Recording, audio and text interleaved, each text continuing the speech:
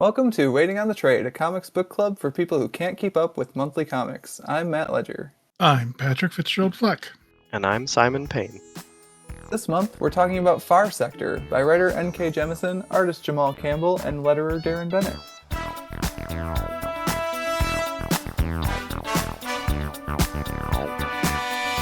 Now, in case you need a refresher, Far Sector is the story of Green Lantern Joe Mullen, who has been assigned to a galactic metropolis known as the City Enduring.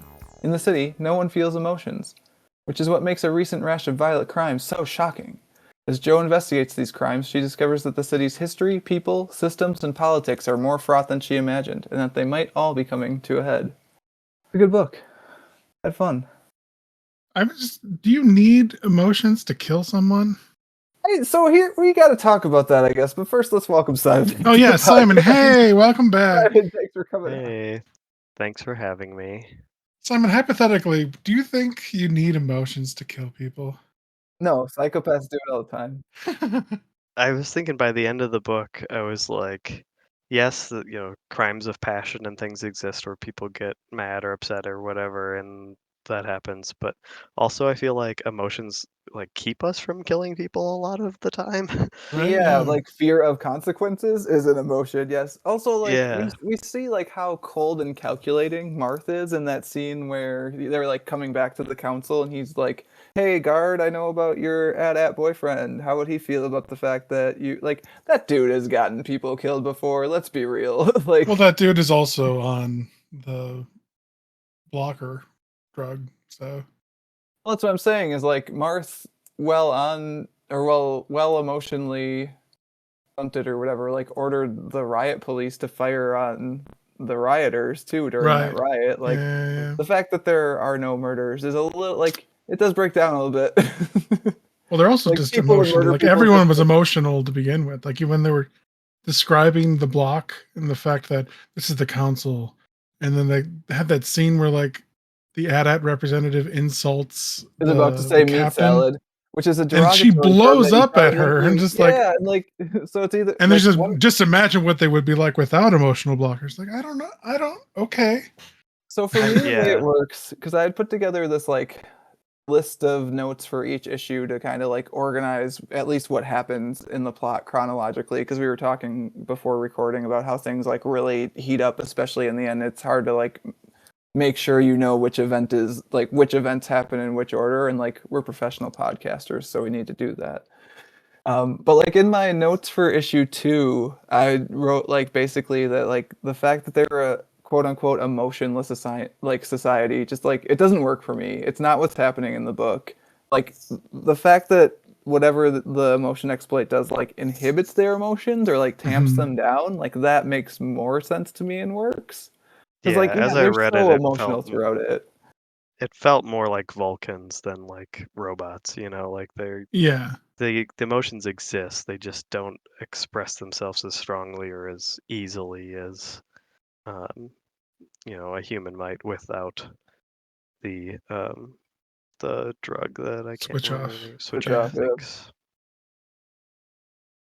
But yeah, it's like Just re- that exact scene I think is where it broke it down for just me. My reread is like, it was okay, just such a you clear wouldn't like, care about being called a meat salad if you didn't have emotions. Like you would just move on, right? and it was weird because that was the scene that they used to show that they were They don't on. have emotions, It's yeah. like, but, okay, if this is what I'm expecting for the emotionless depiction, like it's going to be real hard for you to show me what the like unrestrained emotion would look like if that's not what I'm seeing. Yeah. Yeah, I think Simon's comparison to the like Vulcans in Star Trek is actually pretty apt. Yeah, and then they have a bunch of orgies every 7 years, just like And Well, far. they're like once a generation they have an uprising to try and get the emotion exploit oh, that's in the right, yeah. field. So basically kind of the same thing. Simon, this is where I normally ask why you picked this book for the podcast, but I feel like this was a group choice. I don't know. You bought me this book for the podcast. This is true. I did like I am very happy to be reading this Truth book comes for the out, podcast. manipulation. No, it's just with um work and family and other stuff, I had trouble. I wasn't reading as many comics outside of this, so I had a couple ideas floating around, but no strong feelings towards one or the other. And Matt pointed out that I couldn't do all of the season of Scott Pilgrim television show because it's not a television show podcast. Yeah, sorry. He didn't want to read, whether there's 7 volumes of that manga, like 6, yeah. Which, I 6. mean, I would read 6 of those, but this, I don't know, we were talking about it, to me, that feels like a story that it'd be good to read as like a unit, either in like one big giant episode or in like how we did with Sandman and we did it all. Like, I feel like just doing one volume of it, I would be mad about only being able to talk about one volume of it. So Yeah. I vetoed that with my dictator power. No, but like I've been a Green Lantern fan for a long time, and I've championed the best Green Lantern book It's of true. all It's true. on the bottom of our tier list here. Say by the time this one comes out, the tier list will be out. But yeah, I mean it's a cool idea. It's a new Lantern. Was she new to this series, or like this is her first solo series at least, right? Yeah, I think it's she was completely brand created for new. this. Yeah. Yep. Yeah. Yeah, and then has shown up in some other stuff since because turns out this story was very popular. So, Which is Um, weird, right? To have her in the mainstream DC stuff. yes, it's weird in the way that corporate comics are weird. Like this is My favorite. popular. It was often, I know, right? It's so very you, Pat. Like it was often its own little corner, and now it's like the same way that they've like pulled in basically John Constantine to be basically a mainstream DC character. It's like this piece doesn't quite fit, guys. But that's okay. You're like we get some good comics out of it every once in a while. Yeah, the entire backbone of the character is that she's off by herself without Yeah, access to the rest of the core. it's cool that you have a human lantern who doesn't protect just Earth and like Yeah. So one many other human planet. lanterns too. So part of well, I guess this is part of the discussion of Pat's question when we get there, but like part of me was like, we have got like so many human lanterns, guys. Did we need another one? I mean, I like Joe though, so Mhm. maybe the answer is yes. I think that, I mean, based on the story, and Simon pointed out, I literally didn't notice the quotes before Simon, so thank goodness you did a question based on them. But obviously, Jemison was trying to make a reflection on our society through this story, and it's harder to do that from an alien's perspective, Yeah, right? You he's need definitely someone, the audience substitute. yeah. Yeah, absolutely. And there are like specific characteristics that I think make it so this story wouldn't work without Joe specifically, or a character that is similar to Joe at least. Like, let's just do Pat's question. We're there. I was gonna do Simon's first, but I feel like I talked us into Pat's. Sure.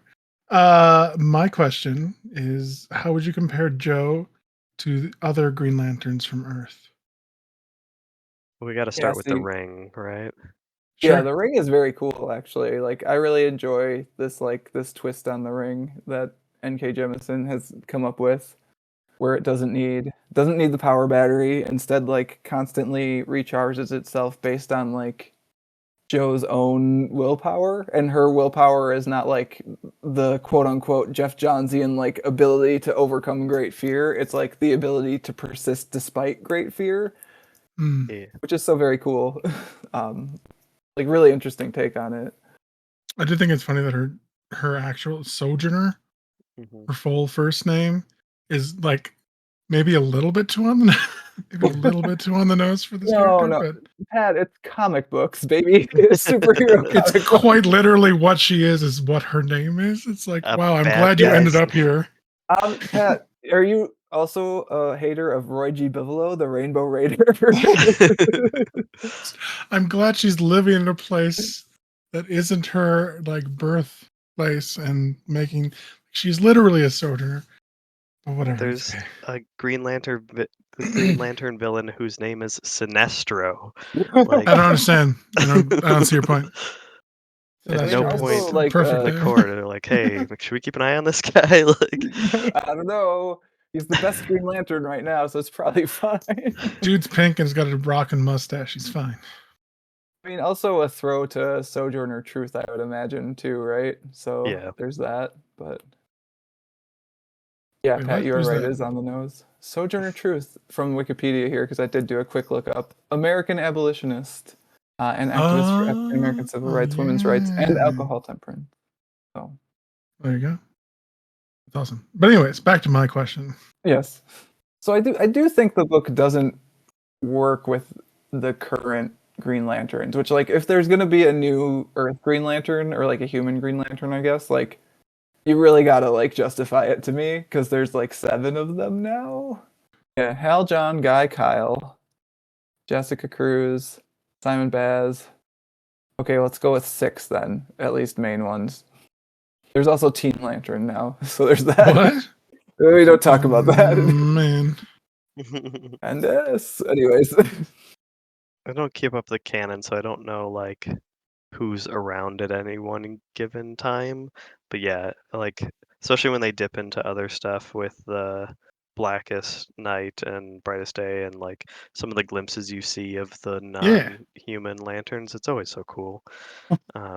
Even Ring of Fire is just like we're just gonna have a robot or a um, like a knight or what you like, it's just Yeah. rather than just like some guy in spandex. Like the ring recharging is also goes along with her personality because um while she does have like these bursts of emotion and strong will, she also has like this ebb and flow of fear and anxiety in her life too, where like she can't just fly at will. Like she has to like concentrate on not falling to death every time she does it. Versus like Guy Gardner's always like exploding with willpower energy and is just like ready to go whenever.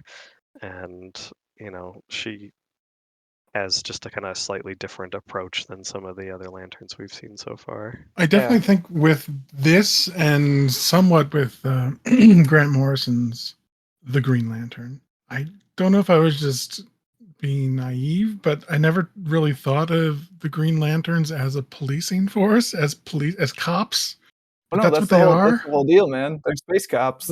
No, totally. And like, Yeah.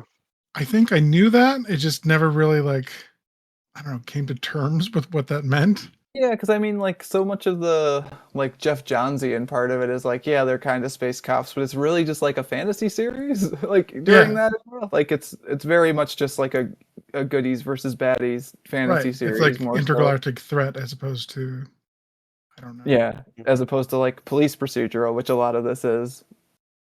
Yeah.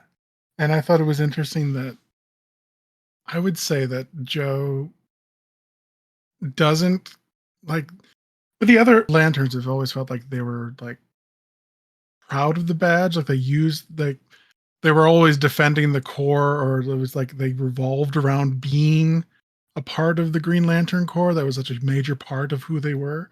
And Joe doesn't feel that way. Like it's not really a part Sure. of, like she uses it as a tool to help the community she's working with, but not like she doesn't use it as like a wall to separate herself from other people.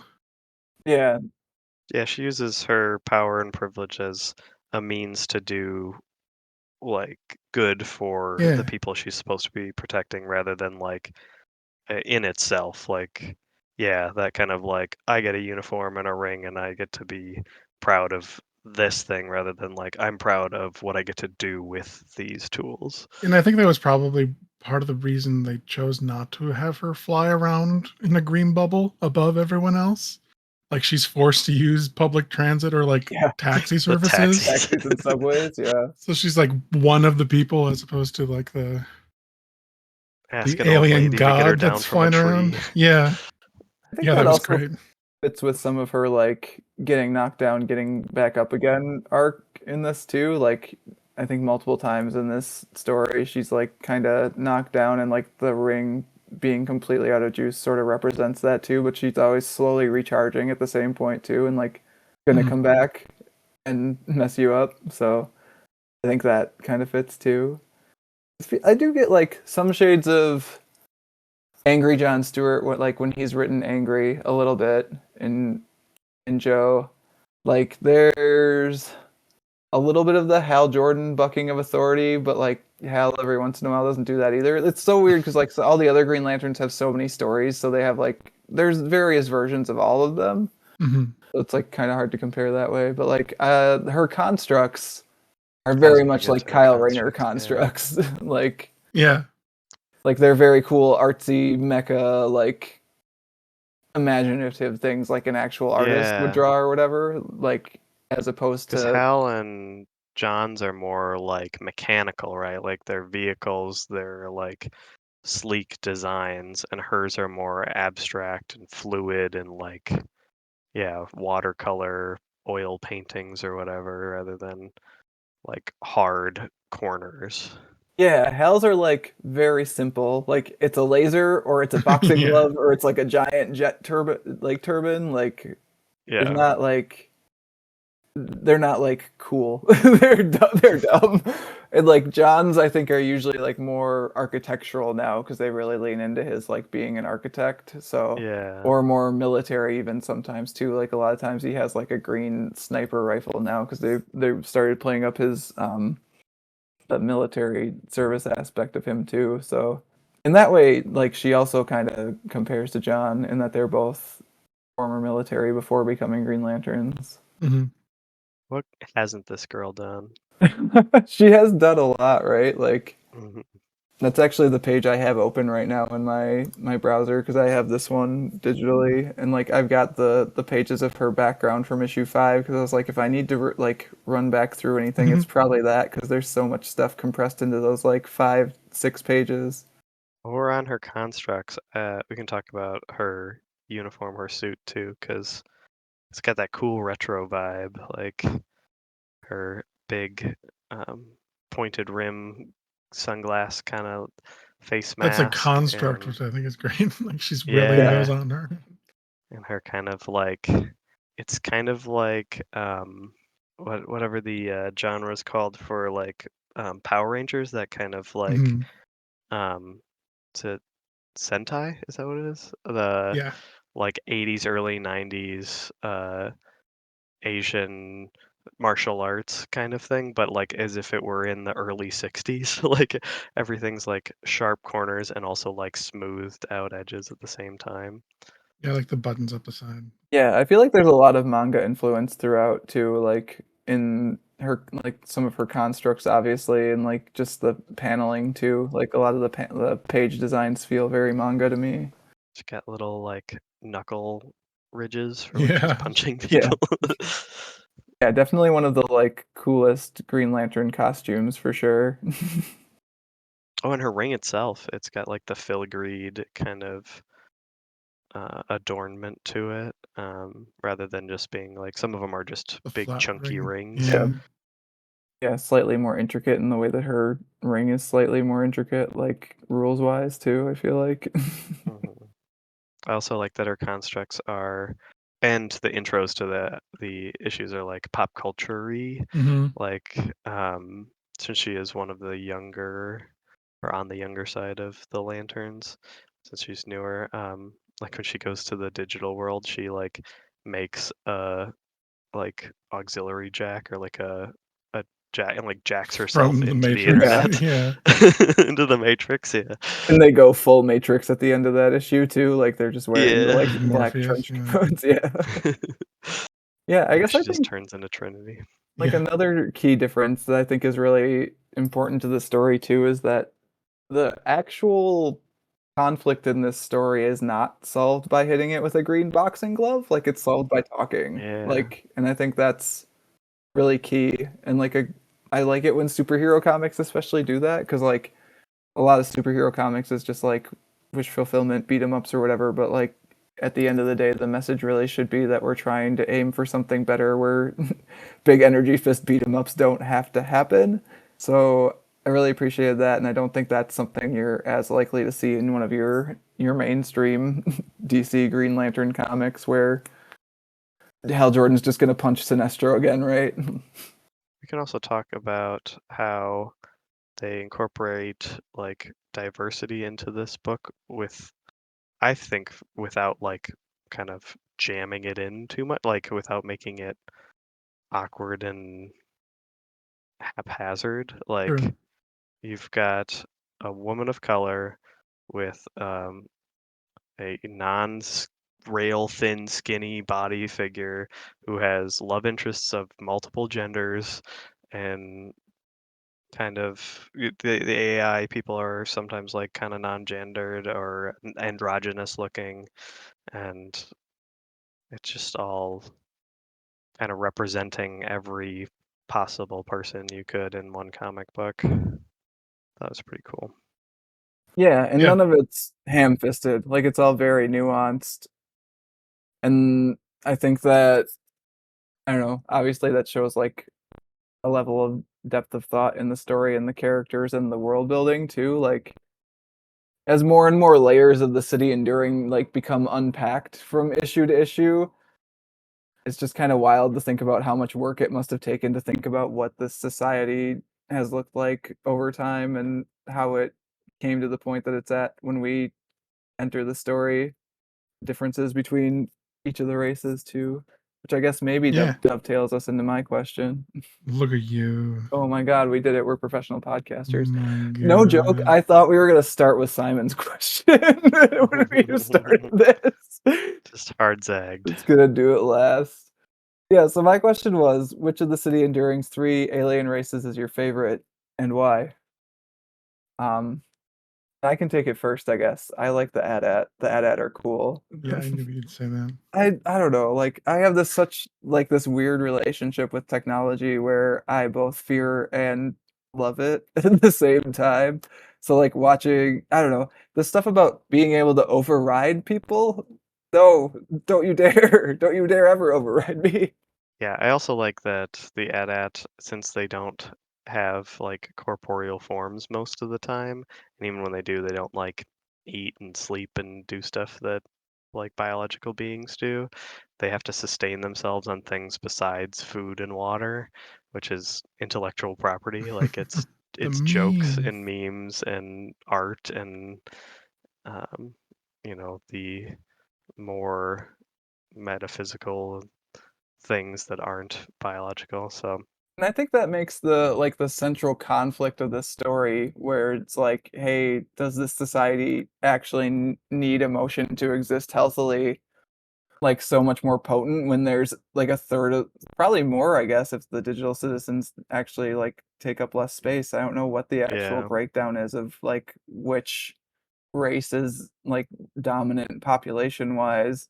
But, like, a third of the population is basically just starving because there are no memes, there are no songs, there's no slang, like, they run on ideas and there aren't any because ideas take emotion.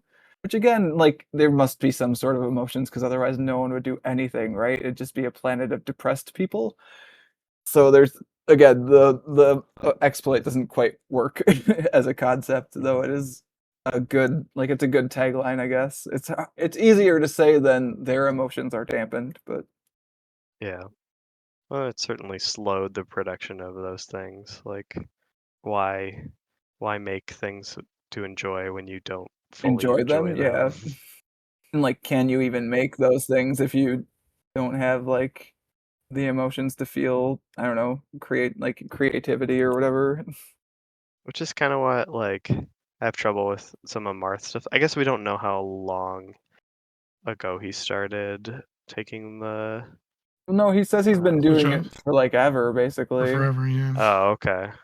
I must have missed that line And he because said the like rest of the council is also not taking Switch off. And the council's family. So I don't know who's on yeah, Switch off. The common people are on Switch off. because like he's got all this ambition, but like achieving a goal seems kind of hollow when you like can't feel proud about it or satisfied that a job's done. Like if it's just like, oh, I did a thing and then I did another thing and then I did another thing. Yeah, I mean, that at least, like, kinda makes sense to me in that there's, some amount of logic to, "I should do this because it is the best thing to do." But at the same time, you're right, like, why would anyone why would anyone do anything if they didn't have emotion? I don't know. Anyways, which of the alien races did you guys like? I'm gonna say the carnivorous plant people, the Kitopli. Yes, I the don't know how. cavatappi is Pat has been calling them. Just because they're so weird and they're so sci-fi, and I don't know, they're really cool looking. Because I think the Na are fine, but they seems like there's less variation. You've got some skin colors of every once in a while, like a tail or a wing is slightly different, but like it's just like They're the every time most you see, human. Yeah. yeah, Yeah, they're and the I most wouldn't. like relatable and easy. Whereas it's just like, no, this guy's got like a flower for a head, so deal with that. He wants Like, to eat you. yeah, I would assume the Na are more human on purpose, so there's at least one race that like a reader can Yeah. kind of just understand. Like there's one less hmm set of things to like For sure. unpack. It took me reading it the second time to realize that the Na have 7 fingers. Is it 1, 2, 7? I know there's 3, at 4, least 5. Yeah, 6. 7. They Yeah, I got think 2 it's 7, yeah. thumbs So and it's one 5 on each fingers. side. Okay. I didn't notice that the whole time I read this first time. He even says it when Uh, she puts on the glove that she doesn't have enough fingers for the glove, Pat. hmm didn't catch it. I mean, the book literally starts zoomed in on a Na hand. The hand, yeah. To Didn't notice. be fair, I'm not sure if I realized that one, so no shade thrown. I also like that the plant people, like eating people isn't just like I'm a hungry thing. It's like it helps me become fulfilled. Like Yeah, it sort of felt like it's a a sex thing a spiritual. little It's bit. like love, kind Yeah. of, yeah. Because when they're just when I can't remember the character's name, the chief of police friend slash Sizzin, lover, Sizzin? Sizzin, Sizen Sigh, on the Sizz, cliff, by the cliff. somewhere near a cliff. When she's describing to Joe the history of the Cavatappi, like the last It's scene is okay. like I'm pretty sure like a sex scene. Like there's a naked Ka in front of or not. What is the name of these species? Gosh darn it. Topley and the Na. Nah. Nah. There we Yeah. go. Had it Yeah. open. I There's couldn't a find it. there's a plant man eating a man, and the man being eaten looks happy about Totally it. into it. Yeah. Mhm. Looks into it. Yeah. Like, yeah. Well, Like, Absolutely. it oh, sounds okay. like usually it's a consensual thing. Like Yeah. it's usually a thing where I'm assuming it's somebody who's like dying or they've gotten to the point where they're like, I'm okay with this. You need this. Like, let's both willingly do this together. It is interesting that 2 of the 3 species are sort of starving in a way. Yeah. Yeah. The Kitopli are purposefully not devouring sentient life that they usually would to feel whole, and then the AT-AT don't have the Yeah. memes. And it's like to build that tension, right? It's just like we put a giant band-aid by making us less emotional so we'd stop killing each other and ourselves Mhm. instead of addressing like the deeper issues. We're just gonna like push all of our feelings down and not think about it. And then, Oops. there's an uprising every 12 years or like 12 times in however many centuries, and people are dying now. But yeah, as we learn later on, it's a little more calculated with a revolution brewing kind of intentionally rather than haphazardly. But Yeah. Well, this time the revolution is being started by one of the 3 people who actually has power, so it might Well, work. 2 yeah, of the 3, right? Because Oh yeah, I guess the yeah. first take Hopley. Yeah, it's actually Or kind of on side at Thorn. least. yeah, I like the Cavatappi. It's a good noodle. Um, It is. It's very good. But I don't know the AT-AT. I don't. There hasn't been a good depiction of internet culture in comic books for me. This got closer than the Superman and the Authority. Oh yeah, I mean that was wild. I could stomach this one much more than literal internet trolls from that one. Yeah, I mean, this one's kind of weird too in that it's said that they move. I mean, it's hard to depict cyberspace in a way that both would quote unquote be accurate but also makes sense. I think the time jumps in Sure. this actually are kind of cool, like the staggered time Yeah. jumps where it's like, how do we get here? What are we doing now? Oh my gosh, Yeah. I don't know how to interact with this. Taking a Um, rest at a diner in the middle of a chase. but then eventually like stuff has to happen linearly because otherwise you can't read a story. So there's Well, that. didn't Can Has say that like a minute in real time is years for an at like Yeah, because she had been like mining what memes? cryptocurrency or whatever Yeah, for yeah. 50 years. It's basically in their time. But had it been only an hour, like I think it had meet I been time, think they said a day is like a year or something like it that. had I been a can't remember shorter amount of exactly what time. page. I could have sworn she said a minute is maybe she was being dramatic, but a minute of your time is a year. Yeah, I mean to It us just every blows my minute. mind. Like their society is like millennia older than the rest of the people on. That's crazy. Yeah, and like again, they can hack basically anything it seems like. So like if they really wanted to take over, it feels like they could, but maybe that's just my latent AI fears coming I through. think that's I the don't problem when know. you try to do like an AI culture. Like they would move so much, like progress so much faster. Yeah, she does say every minute is like one of your years. Yeah, So that's Oh, wow. insane. That's insane. yeah, the progression would be very So fast. one council meeting for the counselor must like Be so slow, yeah. You're just constantly on ah, your phone. that's insane. Like I don't like I get what they were trying to do, but it's just so hard to wrap like you can't look directly at it. You kind of just like look at the edges of it. Otherwise it's not gonna mesh. White track, yeah. Yeah. That's fine. It was cute and I like Ken Has and her she likes them cat memes and Doge. Doge is Those gonna be dank huge. Earth memes. I don't It's know. I like, think yeah, the other planets have memes, but there's something special about Earth memes. yeah, there's something off about Earth. Yeah. I don't know. The I Na'vi are guess, okay. They're just they're the human stand-ins with wings and yeah. poisonous I was gonna say I barbs. do like their like Battlestar Galactica / Quarian from Mass Effect thing where they Oh, just they were like on ships for a The while. ship lived Yeah. on plans, ships yeah. after they destroyed their planet.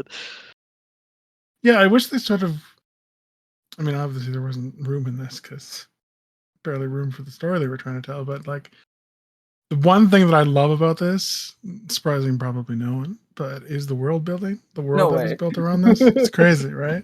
Shocked, The shocked. mystery is okay. It's not like it was all right. You could sort I of see mean, where I it was think going to end that's up. uh, I mean, I think that's true regardless. Like the mystery is just like, okay, there's a dead body, cool. Now you're reading the story. And the real story is about this entire society that Yeah, mirrors ours in certain ways, right? Where there's racism literal and content there's farms everywhere. slavery and Yeah, there's black markets and there's all sorts of other stuff that like is like in a way that I think we talked about already, isn't a direct hit you over the head with a hammer mirror, which is very nice. Like it's more subtle than that. You get to see it through Joe's eyes, a person who has experienced all of these things or variations of these things on Earth Hmm. before coming here. Mhm. Yeah, the murder mystery is basically just a feint to get you to start reading about this like very complex, nuanced world. Did you guys realize it's like a Dyson sphere? Yeah, Again, didn't didn't get that It the first mentioned time how like around. the sky changes colors certain times of day to like Yeah, I got that mimic. it was like a fake. They weren't on a planet; that they're on some sort of artificial station kind of thing. But I didn't Yeah. get that they're like they show you a picture of it, but they don't say it in the text. And I guess I just never gleamed like, oh, they're a I think it Dyson sphere. at one point they do say it's a Dyson sphere, but it is easy to skip. And the first time I reread it for the podcast here, I was reading it on my Chromebook, so I like the two-page spreads are always a little bit rough. Like I was rereading it again on my laptop today, and the two-page spreads come across a little bit better then. And the Mm. Dyson sphere spread is much easier to understand when you can see it all at one time. Yeah. I was reading on a tablet and I was doing the like panel by panel view, and then usually if there's like a um, page spanning image, it'll like zoom out before you move on to the next page. Mhm. So some of the sky ones were a little clearer there. But yeah, there's some pretty cool 2-pagers in here, or even single page. Yeah, I mean, on the art whole, the shots of the art world. is really good. Jamal Campbell kicks ass. Kicks so much ass. I did notice The- a little like discrepancy in like character designs towards the end. It felt like it's not quite what they were in the beginning, but it wasn't like awful or anything. That just happens over time. Also, I feel like with any sort of story, stuff gets like a little bit tighter or changes a little bit as it goes. I'm looking at the 2-page spread of her dancing with Marth right now, and that one's so good. That might be my favorite 2-page spread in the book. Not a fight scene, not a big galactic thing, just a couple people dancing. Yeah, I liked most of this book. I had trouble believing Joe falling for Martha a little bit because he felt like a creep to me the whole time. So I was just like, I don't understand her attraction to him, but He's a hot guy. Come on. Capable, he's confident, he's in touch with his emotions when he's on drugs. Yeah. I can change him. I mean, I don't know, at least like moving things in the right direction, it feels like, even if he's doing so in maybe not the best way. Well, I mean, I don't think she ever had like ideas for a relationship with him. I think it was just a one night stand. Oh yeah, I mean Yeah. their thing is just like a He is a pretty man. semi-complicated I whatever get it. thing, yeah. Yeah. He wants to play Uno though. Which I don't get because, like, of all the Earth stuff, Uno has like very little strategy. Like, Cool. Moving on. I was gonna say, should we move on to Simon's question? Which we are now doing at the end of the podcast rather than at the start. That's where it deserved to be all.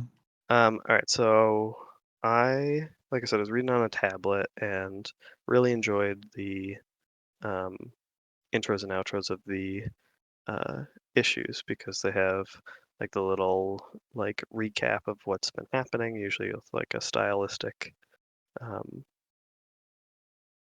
like memo is the wrong thing, but kind of like a recap, and then also with the like aliens and Matrix references. Yeah, like a Yeah, parody And or all then those something. homage ones. Mhm.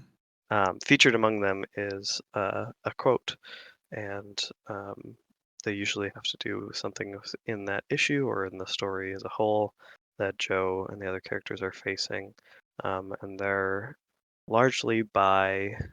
Are they all black? No, George because Like Carlin one is Richard oh, George one is Carlin. Richard Okay. Nixon, so very and much not. Nixon. Oh yeah. Okay. So they're majority people of color, like authors, artists, Miles Davis, musician, activists, things like that, talking about, um, like societal change in and how it affects individuals, and then sometimes it's from the other side because it's Richard Nixon trying to stop civil rights. Uh, so I was asking, what is your favorite of those quotes, or what do you think is the most appropriate for the story or a particular character within? You want to go I mean, they're first, all Simon? pretty powerful quotes. Yeah, go ahead. I like the last one the best, which is I am no longer accepting the things I cannot change.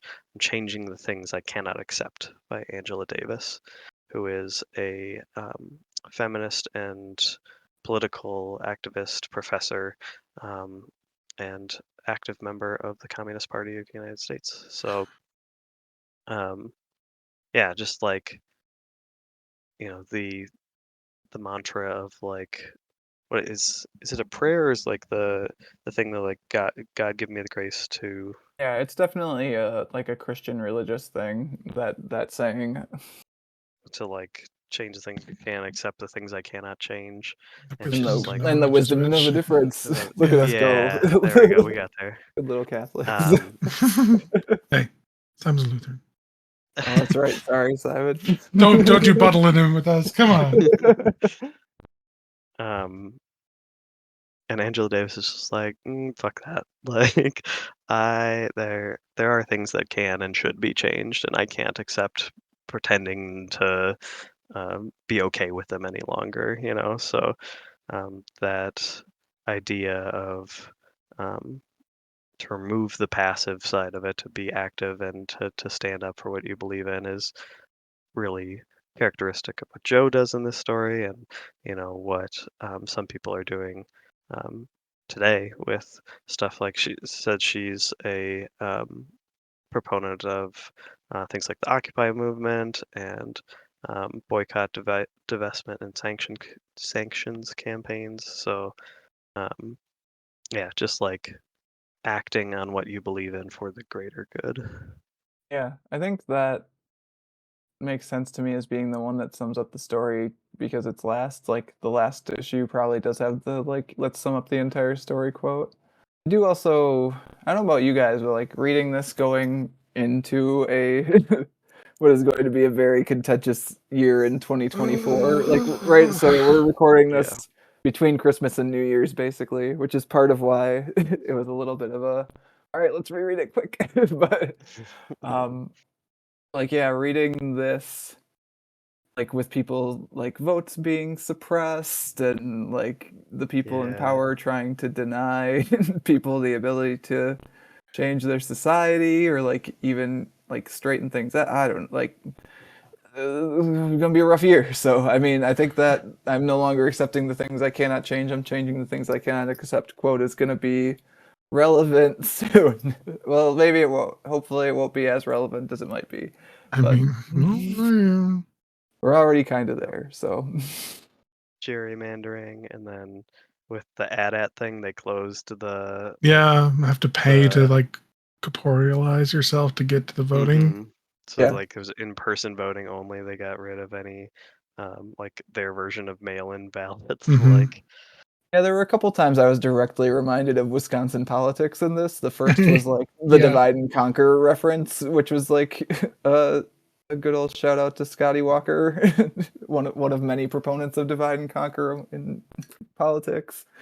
And then the it was something about the legislative maps. I don't remember exactly what now, but we like basically roughly around the time of this recording, the Wisconsin Supreme Court just kicked our gerrymandered legislative districts. So we'll see how that turns out once it yeah.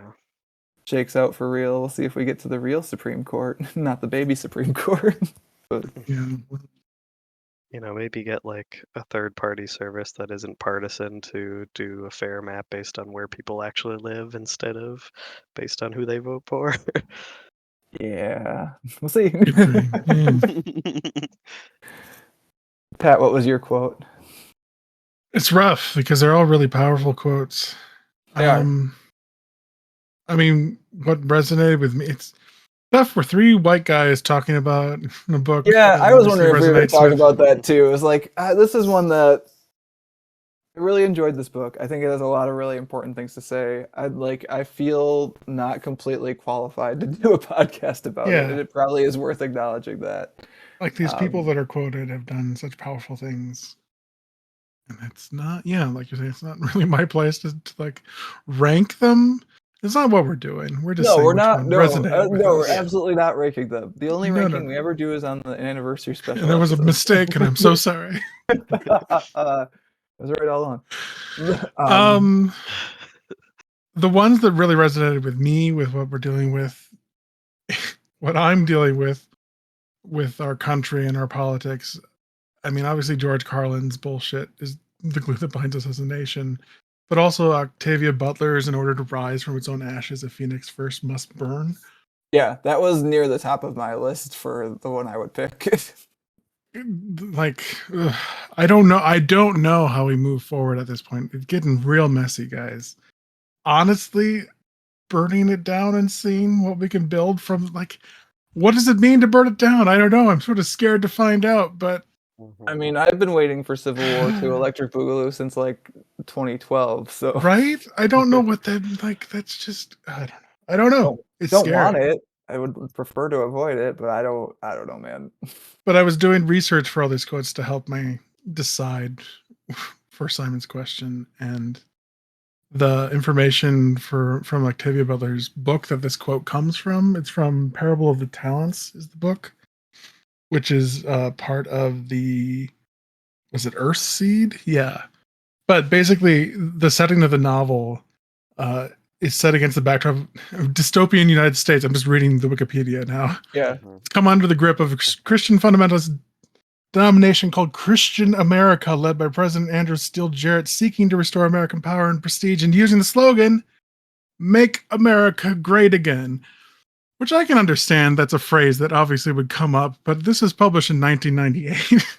As it say, she died in 2006. So Make America Great Again, and they talk about the fact that there's existence of these dream masks, these virtual reality thing for Americans to escape from harsh reality. Oh, you mean it's now time. It's like, oh, so now, today, right now.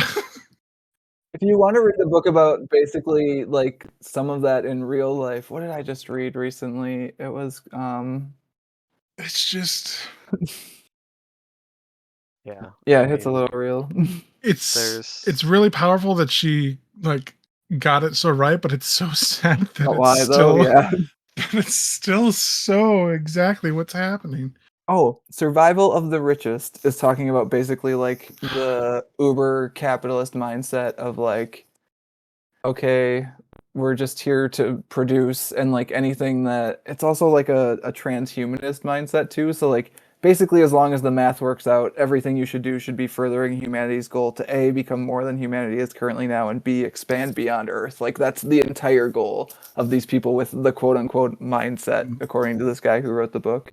And like it very much sounds the same as this thing where it's like predicated on the belief that humanity's destiny is to travel beyond Earth and live on other planets in order for humanity to reach adulthood. And like like cool, fine, whatever, that'd be great, except basically any sort of ends is like fine or like any sort of means is justify that end, and that's where we get into basically bankrupting the Earth and making people's lives shitty so that billionaires can launch rockets into space. So yeah, that's not my official recommendation, but Survival of the Richest, hell of a book. It sucks, but is probably important to read. Yeah. So I guess I'll go with Octavia Butler's quote for mine. I don't know, that's a good one. Like, and especially, I don't know, I'm not always a poetry person, but separating out "first must burn" that way First too must is burn. yeah, very separate powerful. line for each one. How about you, Matt? So I was actually between those two, and the one that I guess I'll pick is not everything that is faced can be changed, but nothing can be changed until it is faced. I feel like that's a lot of what this book is about, is like the society that I think Marth and so many other people recognize that like they've been doing this for so long. They've had this sort of like uprising referendum thing like 12 times. It's like, okay, maybe it's time. Maybe we face it, and maybe it goes wrong. Like the end of this book could like backfire completely on this society, right? Probably won't. I don't think so, but it could. Like it's time to do it. Like it's time to face it and figure out what happens next. So I think that And that's kind of what the last little bit of it is like the unofficial epilogue is kind of Joe saying like, I don't know what's coming next, but I got 6 months to figure out what this new society does with itself, and she's ready to face it now. Yeah. I mean, I thought it was interesting going back to the actual story itself that the widow of the murdered man at the beginning, like the thing that kicks it all off, wasn't angry with the murderer. She was upset with the government using society, switch off, the system. because then if this woman had the emotional maturity to control her hunger so that it wasn't completely let loose by being unleashed, then maybe her husband wouldn't have had to die. It I actually thought that goes was even really deeper than that, right? Because we find out that woman wasn't even. I mean, sure, actually it turns the out, murderer. yeah, wasn't She was in being overridden. control. So like that murder is actually caused by the deficit in society that has the AT-AT like starving. Right. Yeah, I don't know. I enjoy these sorts of stories where you get to unpack things from the quote unquote real world in a way that you might not consider them before, like through a lens that you wouldn't see just because it's science fiction. Like it's not quite our society. It's a little bit different. I think getting to do it through an actual human is interesting too, because then you get the peer reflection of our society on theirs and their society on ours, right? Like there's so many times that they call out Earth for being like backwards or like immature or whatever, but at the same time, like they have an entire third of their society that runs on memes. So I mean, a third of our society runs on memes at this point. I mean, so more than that, really. Yeah. Yeah. Well, all right, boys. Do we want to do recommendations for people who read this and enjoyed this? I do feel like our, I don't know, our collective like Midwest white dudeness maybe did do us a little bit of a disservice in talking about this one. So I would take notes on this one if anyone has notes for us for sure. Feel free to leave some comments, but I don't know. It's a good book. I feel like it's also an important book. I like that DC is republishing it as part of their like $10 trade paperback thing they're doing next year. It's like one of the first 6 books they're doing. Nice. So it's a good one to have out there in cheap, accessible form. Yeah. Yeah, I would say if you like to look into the people that wrote or that were quoted in this book, I've read Their Eyes Were Watching God by Zora Neale Hurston. That's a story about the American South in the early 20th century. Um, and then Things Fall Apart by, I'm going to butcher this name and I'm sorry, Chinua Achebe. Mhm. Which is about a region of pre-colonial, what is now Nigeria, and how it was affected by European missionaries arriving there. And then Go Tell It on the Mountain, which is by James Baldwin. The face what can be changed, nothing can be nothing can be changed till it's faced. Author. It's just a lot of talented creative people, musicians, artists, poets, authors out there to explore. And then for my more sci-fi pick, if you liked the Marth planning 12 steps ahead, change society incrementally over 1,000 years, I would recommend the Foundation series by Isaac Asimov. It's a kind of groundbreaking science fiction series from the 50s. It's the same author as I, Robot, if people are aware of that. And it follows a guy that comes up with a mix of psychology and math/science to predict what could happen in the future. And he lives in a galactic empire that he figures out will fall apart in a certain number of years, and what they can do at the time to rebuild from that as soon as possible and like kind of reduce galactic suffering incrementally over hundreds of years. Um, it's also I started listening to it as an audiobook, and then that expired, the like rental on that, and then I got it in paperback. It's like largely in dialogue, so it sounds like super heady and like it would be really wordy, but it's mostly just characters talking to each other about what's happening, so it seems a little more human than just like an essay about galactic politics. So I would recommend that for people that are interested in the long game. Nice. Yeah, it's been on my shelf for a while. Pat? So I was just going to say play Mass Effect, which you should still do. It does a good job of building a bunch of different alien cultures and then putting them into politics together because they all got to survive, all got to live together. And it's the world building in that is probably some of my favorite.